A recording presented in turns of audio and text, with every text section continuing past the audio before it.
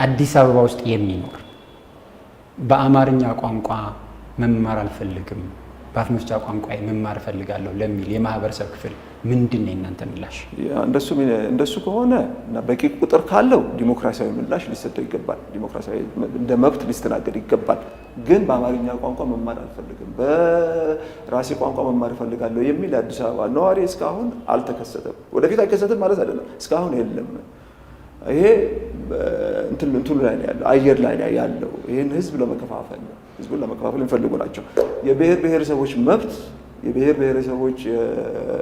መብት መከበሩና አለመከበሩ አዲስ አበባ ውስጥ በብሔር ብሔረሰቦች ቋንቋ ትምህርት መሰጠቱና አለመሰጠቱ የሚለካ አይደለም። ያንን እንደ መስፈርት የምንወስደው ከሆነ እሱም ደግሞ መስፈርት ነው ማለት ነው። እሱ እንደ መስፈርት ብለን ነው የምንወስደው ከሆነ በየክልሉ የትምህርትና የሥራ ቋንቋ ነው እሱ የመብቱ መገለጫ ሆኖ ሊታይ ይገባል። እሱ በቂ ነው ለማለት ነው። ወደዚህ ማምጣት የለብንም። በቅርቡ አዲስ አበባ ውስጥ በ20 የሚቆጠሩ የአፋን ኦሮሞ ትምህርት የሚሰጥባቸው ትምህርት ቤቶች ተከፍተዋል። እኔ ባለኝ መረጃ እነዚህ ትምህርት ቤቶች በሙሉ ተማሪዎች አሏቸው እና አዲስ አበባ ውስጥ የሚኖሩ ናቸው። እናንተ እነዚህ ሰዎች እነዚህ ህፃናት የአፋን ኦሮሞ ትምህርት ቤት ተከፍቶ በአፋን ኦሮሞ መማራቸውን ትቃወማላችሁ? እኔ ደግሞ ምልህ ምንድነው እነዚህ መጀመሪያ ነገር እነዚህ ልጆች የቤት አሁን እነዚህ ተማሪዎች አሉ የሉ መጀመሪያ መኖርና ለመኖራቸው ለጥያቄ ያላችሁ? አሁን እኮ እሱ ነው በጉልበት ተፈጸመ ማለት ነው። መጀመሪያ ጥያቄው አለ ቤተሰቦች አካባቢ ጥያቄ አለው ያልከኝ ነው የለም። ጥያቄ ከሌለ ተማሪዎች ከየት መጡ? ፖለቲካው ነው እነዚህ ህፃናት ፖለቲካ ከየት ያውቃሉ? ይሄ ነው እኮ ነጥቡ እዚህ ላይ ነው።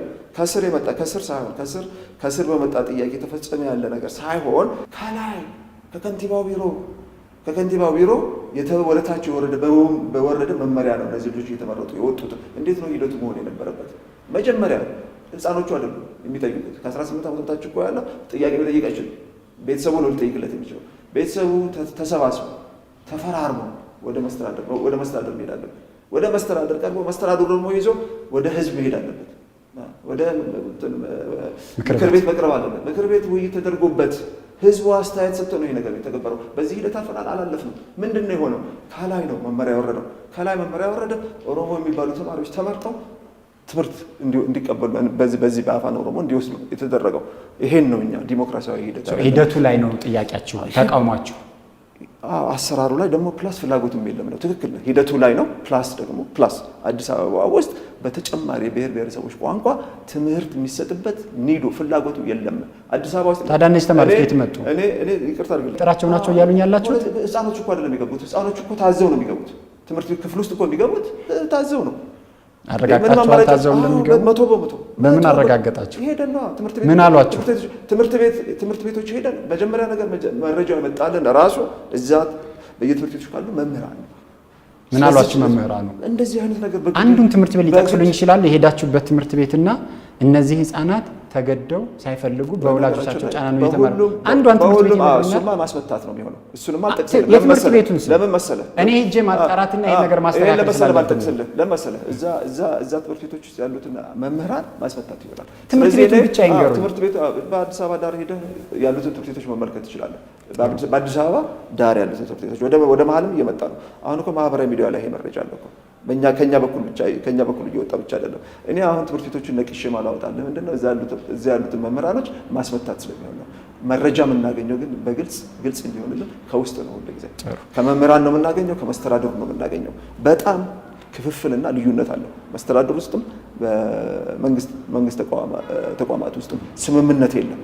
ስለዚህ ማንኛቸውንም መረጃ ስለ ቤት ፈረሳ የሚሆን ስለ ትምህርት ቤቶች የሚሆን ስለ መስተዳድሩ በአጠቃላይ የምናገኛቸው መረጃዎች ከውስጥ የሚወጡ ናቸው። ጥሩ። የአዲስ አበባ ሜጋ ፕሮጀክቶችን በተደጋጋሚ እርስዎም እንደ ፓርቲ መሪ እዛው አካባቢ እየተገኙ ቪዲዮ እየተቀረጹ ሲቃወሙ አያለሁ። ምንድነው አሁን ከወጣም በኋላ አንዳንዶች አይ በጣም ደስ ይበላችሁ ይሄው አእምሮ አያችሁት። በተለይ ፓትሪያርኩ ባረፉ ጊዜ እዛ ሄደን ፎቶግራፍ ተነስተን ነበር ለሳቸው አስከሬናቸውን ሽኝት ላይ እና በቃ ደስ ይበላችሁ አውቦ ተውቦ እንደዚህ ደስ ብሎ እንደዚህ አእምሮ በማየታችሁ ደስ ይላችሁ ይገባል የሚል አስተያየት ሰጥቶብናል። እኛ መጀመሪያ እኮ ስንሄድ የተሻለ ነገር አይሰራ እዚህ ቦታ ላይ የሚል ጥያቄ ዘናል ነው። ታዲያ ምን ነበር በወቅቱ የነበራችሁ ጥያቄ? ፕሮቴስት የነበረ ምንድነው ማን ነው የሚሰራው ነው ማን ነው ባለቤቱ ነው? አዲስ አበባ ከተማ አስተዳደር ነው እኮ አይደለም። እዚህ ላይ ነው አለ ነጥቡ። ያ መሬት የአዲስ አበባ አስተዳደር ነው ወይ ነው እኛ ጥያቄ። አይደለም፣ ሌላ የቤተ ክህነት ነው። የቤተ ክህነት ነው ያ መሬት። እኛ ሂደቱን አመጣጡን ስለምናውቅ ነው። ሪዞልቭድ አልሆነም፣ ምላሽ አላገኘም። ያ መሬት የባለቤትነት ጥያቄ ያለበት ነው። ቤተ ክህነት የኔ ነው ትላለች። ያንን የምትልበት በቂ ምክንያት አላት። ይቅርታ አድርግልኝ፣ የመብት ነው የመብት ጥያቄ ቤተ ክህነት እኮ ራሱ መከራከር ይችላል። አንዴ እኛ መብት በጣስበት ቦታ ሁሉ እንገኛለን። ለምሳሌ መስጊድ በሳሪስ አካባቢ ያለ መስጊድ እንደዚሁ በይዞታው ላይ አጥር አፍርሶ የወረዳው መስተዳድር አጥር አፍርሶ የኔ መሬት ነው ሲለው ሄደናል። ከመስጊድ ጎን ቆመናል። የሄድነው ሃይማኖትን ፈልገን አይደለም። አሁንም እዚህ የምንከራከረው ሃይማኖትን ፈልገን አይደለም፣ መብት ጥሰትን ነው የምንፈልገው። ራሱ አቶ እስክንድር እዚህ ላይ የሚነሳው ጥያቄ ምን መሰሎት? ቤተ ክህነትን ወክላችሁ የምትከራከሩት እናንተ ከሃይማኖት ጉዳይ ምን አገባችሁ? እንደ ሃይማኖት አይደለም መጅሊሱን ቤተ ክህነት እኮ የሃይማኖት ተቋም ነው። ግን የተነካው ሃይማኖት አይደለም። የተነካው የይዞታ ባለቤትነት መብቱ ነው። እኛ ሄድነው የይዞታው ባለቤትነት ሲሆን እሱ ፖለቲካ ጥያቄ ነው። አሁን እዚህ ላይ እስክንድር የማን መብት ነው የተነካው? የቤተ ክህነት መብት ውስጥ ደግሞ የማን መብት አለ? የማን መብትና የማን ጥያቄ አለ? የሁላችንም ጥያቄ አለ። ያንተ መብት ሲነካ እኮ የሁላችንም መብት ይነካል። በእያንዳንዳችን መብት ውስጥ የሁላችንም መብት አለ። ስለዚህ ቤተ ክህነቱ ራሱ መከራከር አይችልም እንዴ? ይችላል። እኛ መቼ ተከራከራለሁ? እሱ ነው የምልህ። እኛ ማንኛቸውም መብት የተጣሰ አንተ መብት ቢጣስብህ እንደ ግለሰብ እንኳን አይደለም ቤተ ክህነትን የሚያክል ግዙፍ ተቋም አንተ እንደ ግለሰብ መብት ሲጣሰ እኛ ከጎን መቆም አለብን። የፖለቲካ ድርጅት እኮ መሰረታዊ ስራ ይሄ ነው እኮ። መብት የተጣሱ መብቶችን ፈልጎ ነቅሶ አውጥቶ ለዛ መከራከር ነው። እና እዛ ስንሄድ የሄድነው የመብት ጥሰቱ ፈልገን ነው እንጂ እኔ ኦርቶዶክስ ስለሆንኩኝ አይደለም የሄድኩት። እኔ ኦርቶዶክስ ነኝ፣ ግን እዛ ሄድኩት ኦርቶዶክስ ተነካች ብዬ አይደለም።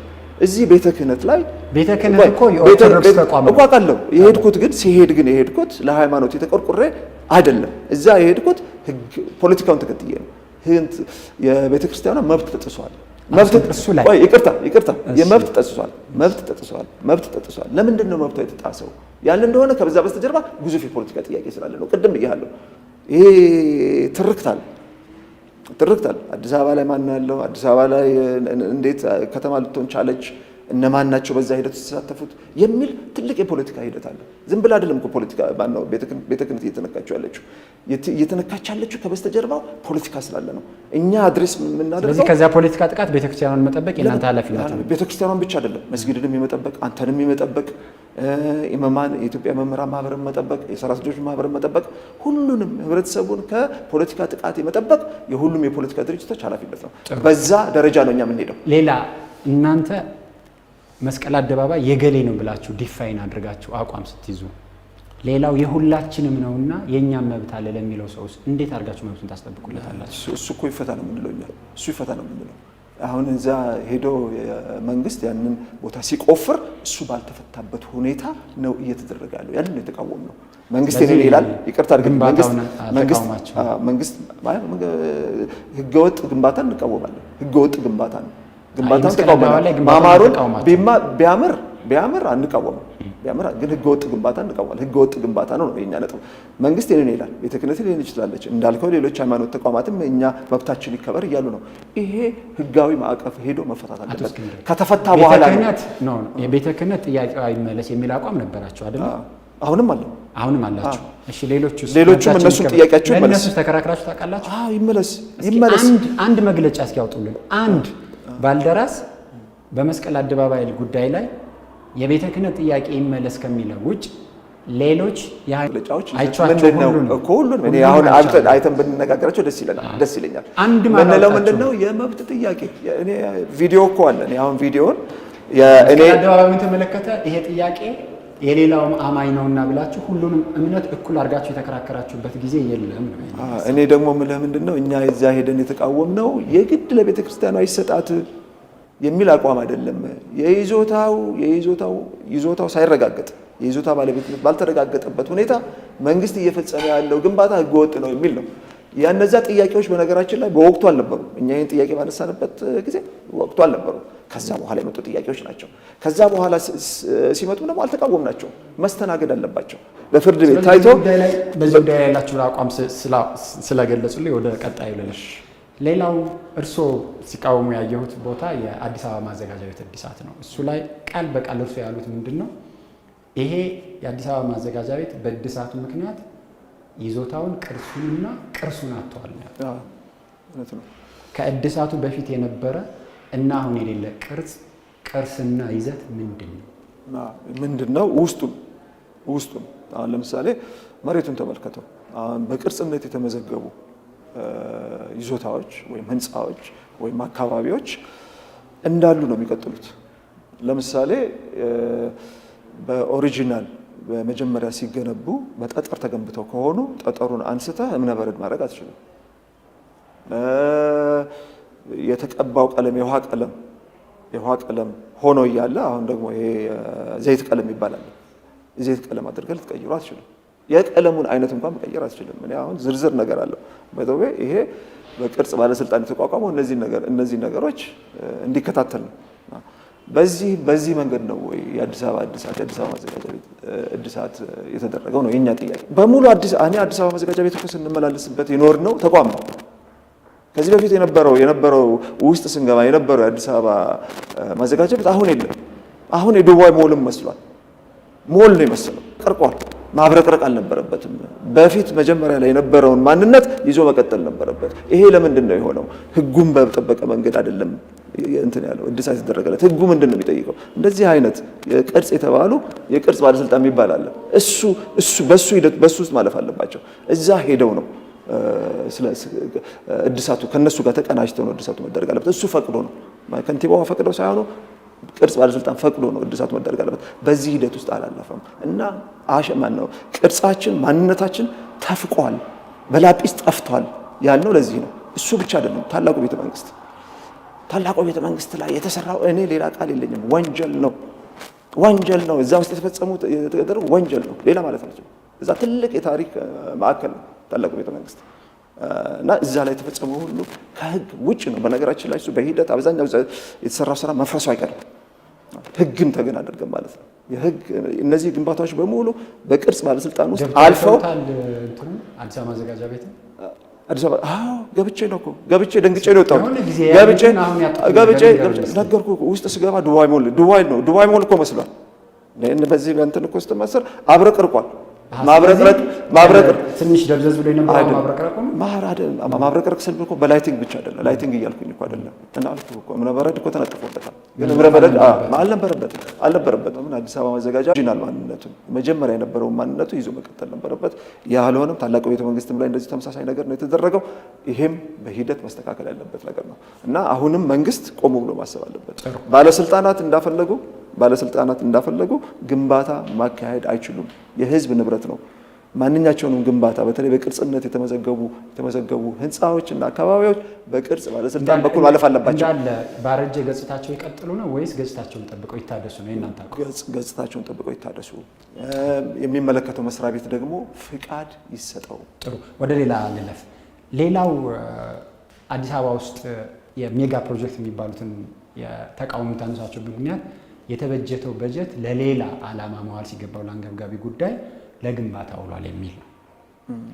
ከነዚህ ፕሮጀክቶች ውስጥ አንዱ 4.6 ቢሊዮን ብር የተበጀተበት የአድዋ አደባባይ የአድዋ ሚዚየም ከበጀቱና ከአስፈላጊነቱ አንጻር ምን ትላላችሁ? እንግዲህ ዋናው እኔ አሁን ከዓላማ ነው የምንነሳው፣ ከሞቲቭ ምንድን ነው እዛ ጋር መስራት የተፈለገው ብለን ነው መጀመሪያ እኛ የጠየቅነው። በሚኒሊክ አደባባይ ዙሪያ በሚኒሊክ ሐውልት ዙሪያ ብዙ የጦዘ ፖለቲካ አለ። ሐውልቱን እናፈርሳለን አናፈርስም የሚል ከሱ ላይ ትኩረት የሚነቅል ግንባታ ግንባታ የማካሄድ የመገንባት ፍላጎት በመስተዳድሩ በኩል አለ። ለምን? የዛ የጦዘ ፖለቲካ አካል ስለሆነ እንደውም ምንጭ ስለሆነ በዚህ በአደባባይ ላይ በሚኒሊክ አደባባይ ላይ በሚኒሊክ ሐውልት ላይ ቅሬታ ስላለው ማለት ነው። ስለዚህ ይሄ ነገር በሚመጣበት ጊዜ መጀመሪያ የጠየቅነው ምንድነው? ሞቲቭ ምንድነው? አሁን ከተማችን ውስጥ ተዘዋውረን ይሄን ሰሞኑን እየሰራን ያለነው ፕሮጀክት አለ። መንገዶችን በሚመለከት መንገዶች ተጀምረው አያልቁ ጀመራል። አሁን የአዲስ አበባ አቃቂ ቃሊቲ ላይ ያለውን በጣም የሚገርም ነው። 6 ዓመት እኔ እስር ቤት በነበርኩበት ዘመን እንኳን አስታውሳለሁ። 6 ዓመት ይሄ የሀገሪቷ ኢኮኖሚ አርተሪ የምንለው ጉሮሮ ነው። ጉሮሮ ነው። 6 ዓመት አላለቀም። እና ከዛ አኳያ የት ነበረ 6 ዓመት ማለቅ የነበረበት? የአዲስ አበባ ቃሊቲ መንገድ ነው ማለቅ የነበረበት ኢኮኖሚውን ለማሳለጥ ወይስ እዚህ የሚኒሊክ አደባባይን እንዲሻማ ትኩረት እንዲሻማ ግንባታ መደረግ ነበረበት የሚል ጥያቄ ነው ከዚህ በፊት ያነሳ ነው። እና ግንባታ እኮ ጥሩ ነው፣ ግን ፕራዮሪታይዝ ማድረግ አለብን። በጣም ሊሚትድ የሆነ ባጀት ነው ያለን፣ እንኳን በከተማ ደረጃ አይደለም በሀገር አቀፍ ደረጃ። ኢትዮጵያ ደሃ ከሚባሉት ሀገሮች መካከል ናቸው። ሁሉ ነገር ላይ ገንዘብ ማፍሰስ አንችልም። ስለዚህ ፕራዮሪታይዝ ማድረግ አለብን፣ ደረጃ ማውጣት አለብን። የት ነው ገንዘባችን የምናዋለው? በጣም ውስን የሆኑ ሪሶርሳችን የት ነው የምንውለው? የሙዚየም ግንባታም ከወቅትም ከበጀትም አንጻር ተገቢ አይደለም የሚል አቋም ነው ያላችሁ? የተገነባ የአድዋ ሙዚየም መገንባቱን በመሰረተ ሀሳብ ደረጃ እንትን አንልም። 4.6 ቢሊዮን ብር መበጀቱ ግን በጣም ብክነት ነው ብለን ነው የምናስበው። አሁን 4.6 ቢሊዮን ብር ሊወጣበት የሚገባ ፕሮጀክት አይደለም። ቅድም እንዳልኩት ከተማችን ውስጥ በጣም በርካታ ማህበራዊ ችግሮች አሉ። ይሄ ገንዘብ እዛ ላይ ነበረ በቅድሚያ መዋል የነበረበት፣ ከዛ በኋላ ነው ወደዚህ መምጣት የነበረበት። ሌላው አዲስ አበባ ውስጥ ህዝቡ የሚያነሳው ጥያቄ የመሬት እደላ ነው። የመሬት እደላ ሲባል ለተለያዩ ክልሎች ባህል ግንባታ እየተባለ ብዙ መሬት ይሰጣል። ከዚህ ውስጥ አንዱ በቅርቡ ለጋምቤላና ለአማራ ህዝቦች ክልል ባህል መገንቢያ በድምሩ 47000 ካሬ ሜትር መሬት በአዲስ አበባ ከተማ አስተዳደር ተሰጥቷል። የአዲስ አበባ መሬት ምን ትላላችሁ? ይገርማል። ፕራክቲካሊ ሊተገበር የሚችል ነው ወይ? ለአንዱ የባህል ማዕከል የምትሰጥ ከሆነ ለ80 ሙስኮ መስጠት አለብህ ማለት ነው። ይሄ ሊፈጸም ይችላል የሚል ጥያቄ ነው ያለው። ምን አይነት ሂደት ውስጥ ነው የገባ ነው? በመሰረተ ሀሳብ ችግር የለውም። የባህል ማዕከሎች አዲስ አበባ ላይ መገንባታቸው ደስ ይላል። ኢትዮጵያ ማነው አዲስ አበባ የብሔር ብሔረሰቦች የኢትዮጵያ ማዕከል ነች። የኢትዮጵያ ብቻ ሳይሆን የአፍሪካም። እንደውም የባህል ማዕከል እንገባ ካልን እኮ በኢትዮጵያ ደረጃ ብቻ መታጠር እኮ የለበትም፣ በአፍሪካ ደረጃ መሆን አለበት። ለምን ከተማችን የኢትዮጵያ መዲና ብቻ አይደለችም፣ አፍሪካም ነች። የአፍሪካ ህብረት የሚጠናከር ከሆነ ወደ አውሮፓ ህብረት ደረጃ የሚያድግ ከሆነ የአፍሪካ ብራስልስ ነው የምትሆነው ኢትዮጵያ። ስለዚህ እንደውም የአፍሪካን የባህል ማዕከሎች መገንባት አለ። ግን መተግበር ይቻላል ወይ? አይቻልም። ስለዚህ ምን አይነት ሂደት ውስጥ ነው የገባ ነው? ማን ነው እሱ ያስጀመረው? ለምንስ ነው የጀመረው ብለን መጠየቅ መቻል አለብን ነው። ይሄ የፖለቲክስ ለእነዚህ ህዝቦች ከአዲስ አበባ መሬት ላይ የባህል ማዕከል መገንቢያ መሬት ሊሰጥ አይገባም የሚሉ አቋም ያላቸው የፖለቲካ ድርጅቶችም ግለሰቦችም አሉ። እንደ ባልደራስ መሬቱ መሰጠቱ ላይ ያላቸው አቋም ምን? ከመርህ አኳያ ችግር የለውም። ከመርህ አኳያ መተግበር ግን አይቻልም። መሬቱ እኮ ተሰጥቷቸዋል። እሱማ ነው። ግን አሁን የት ጋር መቆሚያ መቻል አለበት። ነገራችን ላይ መቆሚያ መኖር አለበት። አሁን ሊቆም ይገባል። አሁን የተሰጣቸው ይቀሙ የሚል አቋም የለንም። ወደ ኋላ እንመለስ እሱን ከምንቀማ የሚል እንትን የለንም። ግን መቆም አለበት። ለምን ሊተገበር አይችልም? የባህል ማዕከል ደግሞ እንገንባ ካልን በኢትዮጵያ ደረጃ ብቻ ሳይሆን በአፍሪካ ደረጃ ማሰብ አለብን ነው እያልን ያለነው። ሁለተኛው ከመሬት ጉዳይ ጋር የተያያዘው ለኦሮሚያ ክልል ርዕሰ መስተዳደር ቢሮ የሚሆን መሬት ግንባታ ፍላሚንጎ አካባቢ የማስፋፊያ ፕሮጀክት ዝም ብሎ የመሬት የመቀማት ይዞታ የመያዝ እንቅስቃሴ ነው እንጂ ለተባለው ቢሮ አስፈላጊ ሆኖ አይደለም። ይሄን የምንለው ደግሞ እኛ አይደለንም፣ ህዝቡ ነው። ለምን እየታዘበ ነው። ምን ያህል መሬት በዚህ ሂደት ውስጥ እየተጠቃለለ መሆኑ ቀስ በቀስ ነው። በጣም ሰፊ ነው። አይ እኔ በእንትን የለኝም፣ ግን ሄደን አይተናል። እኛ እኮ ሰሞኑን የዋልነው እዛ ነው። ከህዝቡ ጋር ነው የዋልን ያለ ነው። ከህዝቡ ነው ፊድባክ የምናገኘው። በአይናችንም እያየነው ነው። የሌለን መለኪያ ነው። ባለሙያ ማሰማራት ስለማንችል በፖሊስ የታጠረ ነው እኮ። እኛ እዛ አካባቢ እኮ ስንደርስ ፖሊስ ነው እኮ የሚከበን። መሬቱ ለኦሮሚያ ብሔራዊ ክልላዊ መንግስት የኦሮሞ ህዝብን ለሚያስተዳደር መንግስት መሬት መሰጠትን ተቃውማላችሁ? በአግባቡ ነው እንጂ መሰጠት ያለበት በተለየ መንገድ ሊሰጠው አይገባም ብለን እናስባለን። እንደ ማንኛቸውም የመንግስት መስሪያ ቤት መሬት ሊሰጠው ይገባል ብለን እናስባለን። ተቃውሟችንማ የትኛው የፌዴራል ተቋም ነው አሁን ለኦሮሚያ መስተዳደር ቢሮ መሬት በሚሰጠው መንገድ የተሰጠው ያለው? የትኛው የፌዴራል ተቋም ነው? የፌዴራል እኮ ተቋም አለ። ሁላችንን የሚወክሉ እኮ የሚኒስቴር መስሪያ ቤቶች አሉ። የአዲስ አበባ ከተማ አስተዳደር በቀረበለት ፕሮጀክት መሰረት ጥያቄውን ካመነበትና ከተቀበለ መሬት መስጠት አይችልም? በምን መስፈርት ነው የሰጠው ያለው? በአድሎ ነው የሰጠው። ቅድም ባልኩ እኮ መስፈርት ነው። ጠያቂው ኦህዴድ ነው፣ የኦሮሚያ ብልጽግና ነው፣ ተቀባዩ የኦሮሚያ ብልጽግና ነው። ይሄ የውስጥ ለውስጥ ስምምነት የሚደረግ ነው። ፌር በሆነ መንገድ ትራንስፓረንት በሆነ መንገድ ህግና ስርዓትን በጠበቀ መንገድ እየተፈጸመ አይደለም እያልን ነው። እንዳልኩ እኮ ሁላችንም እኮ ከኦሮሚያ ክልላዊ እንትኖች መስተዳደር መስሪያ ቤቶች ይልቅ እኮ ኢትዮጵያን የሚወክሉት እኮ የፌዴራል ተቋማቶች ናቸው። የፌዴራል ተቋማቶች እኮ የፌዴራል ሚኒስቴር መስሪያ ቤቶች እኮ ከግለሰብ እኮ ፎቅ እየተከራዩ ነው እኮ እየሰሩ ያሉት። መሬት አጣ የሚገነቡበት መሬት አጣ። በምን መስፈርት ነው ለኦሮሚያ መስተዳደር ቅድሚያ የሚሰጠው? ለዛውም ነባር ይዞታዎች መሬቶችን በኃይል እየተነጠቀ። ሌላው ጥያቄ ደግሞ የሚያነሳው አዲስ አበባ ላይ መጤና ነባር ተብሎ ህዝቡ ተከፍሏል ብለው አንድ ቃለ መጠይቅ ሰጥተው ነበር። ስለዚህ መጤ የሚባለው አስተሳሰብ ኢትዮጵያ ውስጥ ሊተገበርም ሊነገርም የማይገባው አስተሳሰብ ነው የሚል አቋም አላቸው። ግን ደግሞ እናንተ ሌላውን ህዝብ መጤ ትላላችሁ። የኦሮሞን ህዝብ እንዴት አድርጎ በምን መስፈርት? ማስረጃ ላቅርብልዎት። በማኒፌስቶአችሁ ገጽ 28 ላይ የኦሮሞ ነገዶች ወደ ኢትዮጵያ ደጋ መሬቶች መግባት የጀመሩት ነጮች ደቡብ አፍሪካን በቅኝ ግዛት ከያዙበት ዘመን ጋር የሚገጣጠም ነው ይላል። ነጮች ደቡብ አፍሪካን በቅኝ ግዛት ለመያዝ ከሌላ አካባቢ የመጡ ናቸው። በእናንተ አገላለጽ የኦሮሞ ነገዶችም ወደ ኢትዮጵያ ደጋ መሬት የመጡት አካባቢውን ቅኝ ለመግዛትና ለመውረር ነው ማለት ነው። ስለዚህ መጤዎች ናቸው አይደል? ምን ማለታችሁ? ፈጽሞ ከዛ ጋር የሚገናኝ አይደለም። ማለትም የኦሮሞ ማይግሬሽን የኦሮሞ እንቅስቃሴ በታሪክ አለ፣ እውነታ ነው። ምንጩ ራሱ ደግሞ የኦሮሞ ታሪክ ነው። አሁን ብትሄድ ኦሮሞ ጋር ነው። የኦሮሞ ታሪክ ምንድን ነው ብለህ ስትል ከኦሮሞ እንቅስቃሴ ነው የሚጀመረው። በ16ኛው ክፍለ ዘመን ከነበረው ኦሮሞ ማይግሬሽን በእንግሊዝኛ እንደሚባለው ማለት ነው። አክቹዋሊ ስሙም ተለውጧል። ኦሮሞ ከየት ነው የመጣው? ከዚሁ ከኢትዮጵያ ነው። ከቆላ ቆይ መጣ አይደለም አለ ከመጣላል የኦሮሞ እንቅስቃሴ አለ እኮ ዴፊኒሽናችሁ እንደዛ ነው። የኦሮሞ እንቅስቃሴ የኦሮሞ ነገዶች ወደ ኢትዮጵያ ደጋ መሬቶች መግባት የጀመሩት ማለት ካልነበሩበት ወደ ሌላ ቦታ የመጡት ማለት ነው። ከቆላው ሀገራቸው ነው እንዴ? ሀገራቸው ነው። ከቆላው ላይ ነበሩ። ከቆላው ተነስተው ሀገራቸው ሄደዋል። የኔ ዘመዶች አባይን ተሻግረው ወደ አዲስ አበባ እንደመጡት ማለት ነው። አባይን ተሻግረው መምጣታቸው እኔን መጤ አላደረገኝም። ከቆላማ ቦታዎች ላይ ኦሮሞዎች ተነስተው ወደ ደጋው ላይ እንቅስቃሴ ማድረጋቸውና ቦታ ላይ መስፈራቸው መጤ አያደርጋቸውም። በዛ ሴንሱ አይደለም እኛ ያስቀመጥነው ማለት። ይሄ ግን ታሪካዊ እውነታ ነው፣ ልንክደው ማንችለው እውነታ ነው። ቆላ ላይ ነበረው የኦሮሞ ሕዝብ ወደ ደጋው ተንቀሳቅሷል። መቼ? አሁን እንዳልከው የነጮች ደቡብ አፍሪካ በገቡበት ጊዜ በ16ኛው ክፍለ ዘመን ማለት ነው። ስለዚህ ሁለቱ ይገናኛል። ምንድን ነው ኃጢአቱ? ለምንድን ነው ነጮች ደቡብ አፍሪካን የያዙበትን ትርክትና የኦሮሞ ሕዝብ ወደ ደጋ መሬቶች የሄዱበትን ትርክት አመሳስላችሁ ማቅረብ የፈለጋችሁት ለምንድን ነው? ጥሩ ጥያቄ ነው። እኔ በነገራችን ላይ በጣም ሎጂካል የሆነ አመክንዮአዊ የሆነ ነገር እንዳለ እረዳለሁ። እስር ቤት ነበርኩኝ ማኒፌስቶ ሲወጣ፣ እኔ እስር ቤት ነበርኩኝ። አሁን ማኒፌስቶውን ሙሉ ለሙሉ አላየሁትም። አሁን ከወጣው በኋላ ነው ለማየት። እስር ቤት ውስጥ አይገባም፣ ክልክል ነው ይሄ ነገር።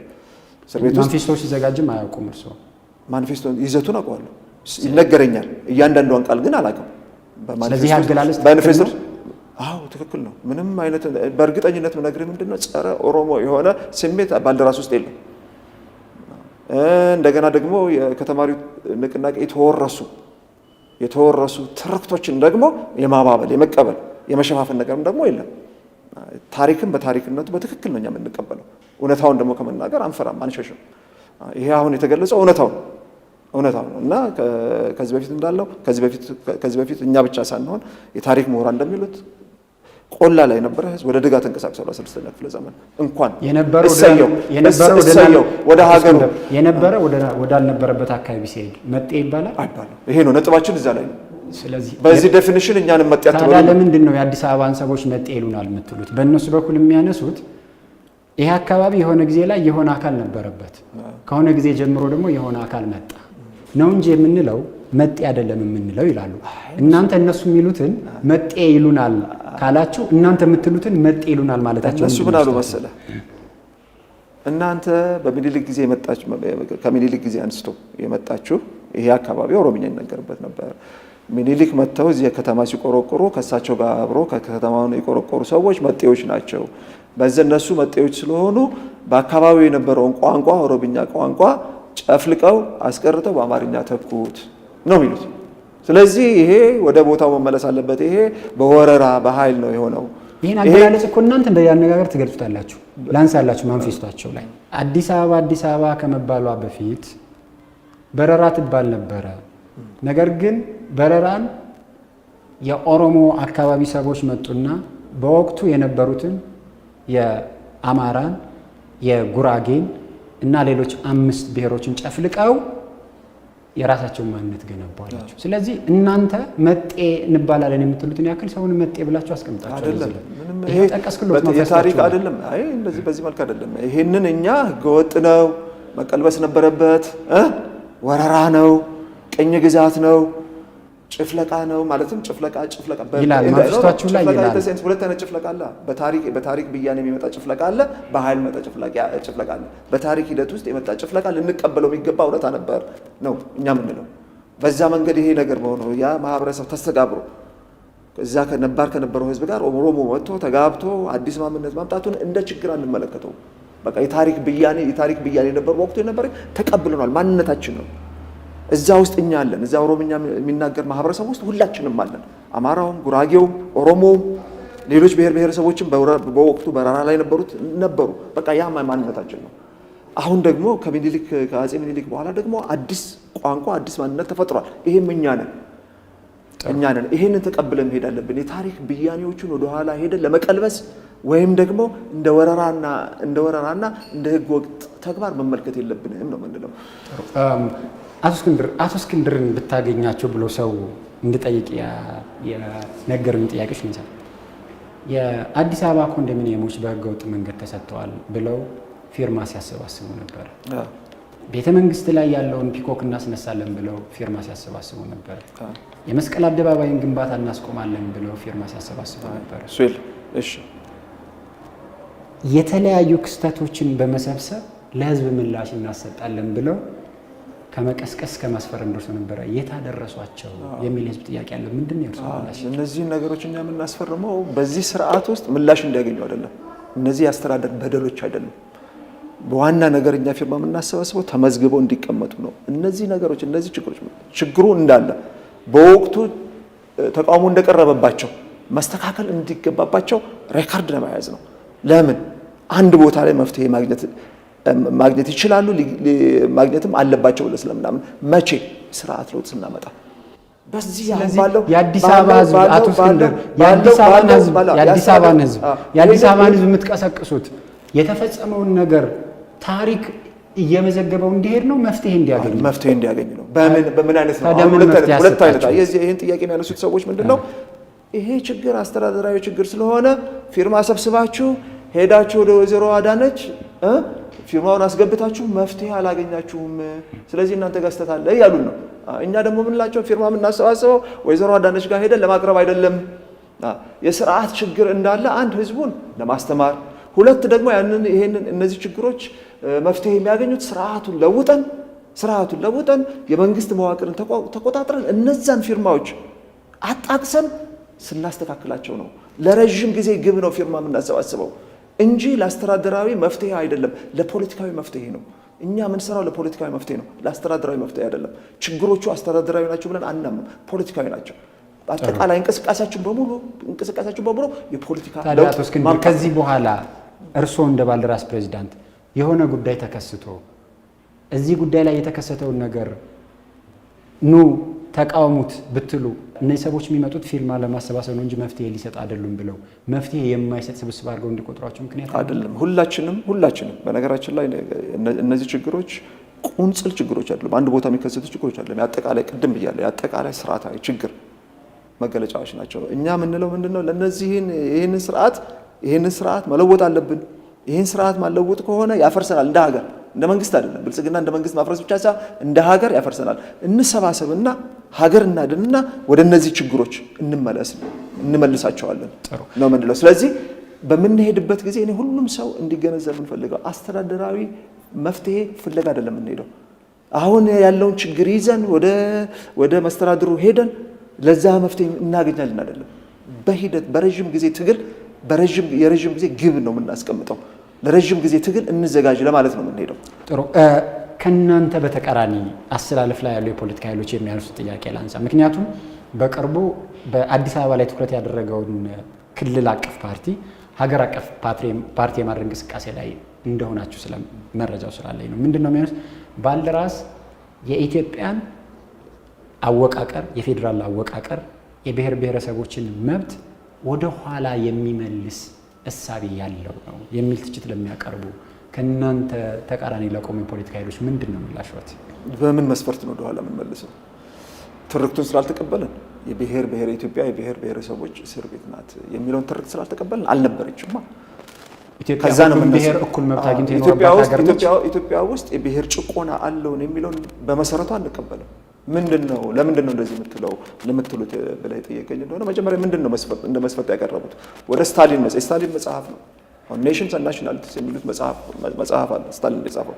እሱን ነው እንደ መስፈርት አድርገው የተጠቀሙበት። ኢትዮጵያ ውስጥ የብሔር ብሔረሰቦች ቋንቋ የትምህርትና የስራ ቋንቋ አለመሆናቸው፣ ብሔር ብሔረሰቦች የክልል መስተዳድር የሌላቸው፣ እነዚህ ናቸው ሶስቱ ፒላሮች ለብሔር ጭቆና ኢትዮጵያ ውስጥ አለ ለማለት። ይሄንን ይዘው ነው ኢትዮጵያ ውስጥ የብሔር ጭቆና አለ ያሉት። ኦኬ እሺ፣ እንግዲህ ይሄንን የስታሊን መስፈርት የምንቀበል ከሆነ በሌላው ዓለም ውስጥ በሌላ አፍሪካ ሀገሮች ውስጥ ይሄንን ስታንዳርድ ይሄንን የምናመጣው ከሆነ በኢትዮጵያ ብቻ ሳይሆን በመላ አፍሪካ ሀገር ውስጥ የብሔር ጭቆና አለ ማለት አይደለም ወይ ነው እኛ የምንጠይቀው። ለምንድን ነው ለኛ ብቻ ይሄ ነገር የሚሰራው? ኬንያ ውስጥ ለምሳሌ እኛ ሀገር በአጼና በደርግ ጊዜ አንድ ቋንቋ አማርኛ ብቻ የስራና የትምህርት ቋንቋ ነበረ። በመላ አፍሪካ እኮ አንድ ቋንቋ ነው። ስለዚህ ሌላው ሀገር ካልተጨቆነ የኢትዮጵያ ብሔረሰብ አልተጨቆነም የሚል ነው። ኦቶማቲክ ኬንያ ውስጥ ይሄ ኦቶማቲክ። ለምን ለኛ ብቻ የሚወጣ የተለየ መስፈርት የለም ነው እኛ ምን ነው። የመጨረሻ ጥያቄ አንዱ የሚነሳው ባልደራስ ፓርቲ እና ሊቀመንበሩ ግጭት ባሉባቸው አካባቢዎች ሮጠው ይደርሳሉ፣ ለቅሶ ባለበትም ቦታ ሮጠው ይደርሳሉ እና ግጭቶችን የማባበስና ለቅሶችን የማጉላት ስራ ይሰራሉ። ከዚህ ባሻገር ግጭቶችን ለማፋፋምና ለመቀስቀስ የሐሰት መረጃዎችን ሁሉ በይፋዊ ማህበራዊ ትስስር ገጻቸው እስከ መልቀቅ ደርሰዋል እና ግጭት ላይ ለምንድን ነው የሚያተኩሩት የሚል ጥያቄ ለሚያኑ ሰዎች ምንድን ነው የእርሱ ምላሽ? እሺ፣ የሐሰት ማስረጃዎች ያወጣሉ ለሚለው የህግ በላይነት መከበር አለበት። እኛ የሐሰት ማስረጃን ያውጥቼ ከሆነ ወደ ፍርድ ቤት በይፋዊ ትስስር ገጻቸው ምሳሌ ነግሮት ይችላል። ችግር የለውም። እሱን ወደ እንትን እኔ ስህተታች ሰራም አይደለም ስህተት አልሰራንም፣ ሐሰት እውነት ያልሆነ ነገር በማህበራዊ ድረገጻችን ላይ አውጥተን አናውቅም ብዬ አልከራከርም። አለ ተከስቷል። እነዛን ነገሮች በወቅቱ ቅጽበታዊ እርማት ካላደረግንባቸው ወዴት መሄድ ነው? ወደ ህግ መሄድ ነው። ስለዚህ የሰራ ሁሉ ጊዜ ይሳሳታል በነገራችን ላይ።